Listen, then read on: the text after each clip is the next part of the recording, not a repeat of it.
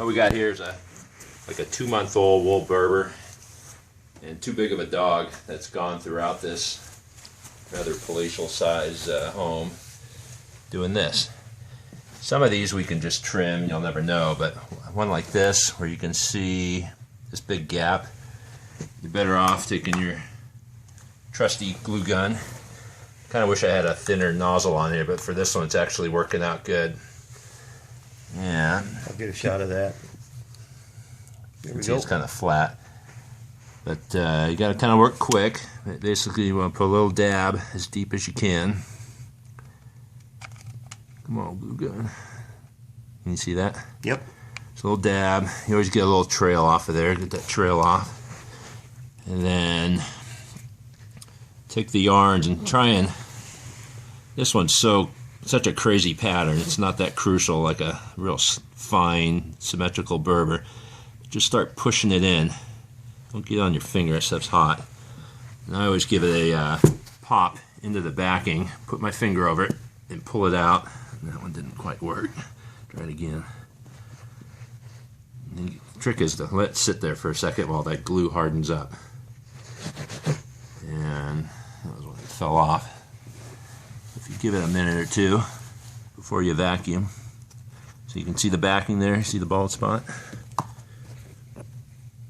So again, you want to keep those. Remember the spider webs from the Revell model days? Kind of the same thing. So get a little dollop in there. It doesn't take much. If you put too much, like the Princess and the Pea, you'll feel it as you walk over it barefooted. So this is a real easy one, good one to learn on because of this random pattern. Doesn't matter how well that the tufts go back in there. No one's ever going to see it. Maybe a little better.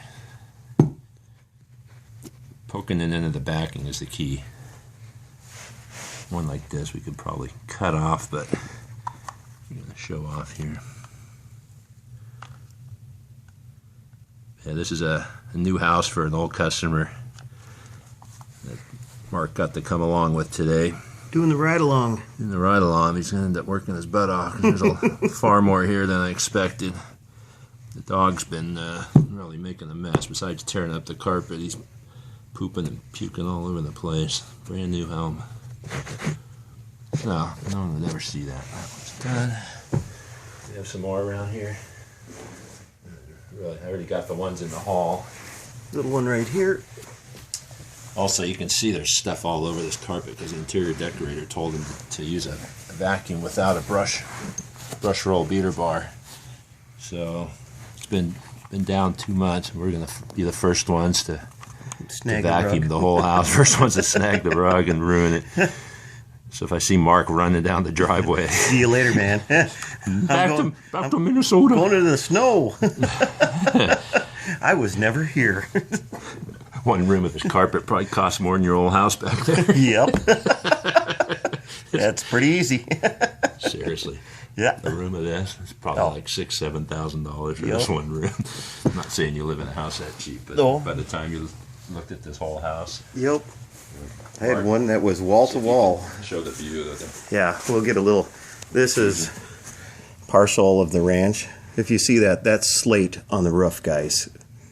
That fancy porcelain stuff. Yeah, and that's also, well, there's just a lot going on out here. So we'll be busy for a while. Mikey on his knees.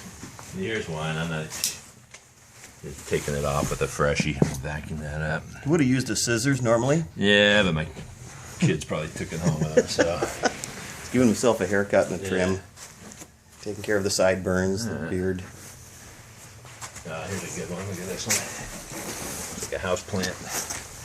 Sometimes it's hard to find. Okay, it's on this side. Sometimes you got to work to find where it came from, especially on a crazy sculpture like this. Make sure you don't touch yourself, man. That thing is hotter than heck.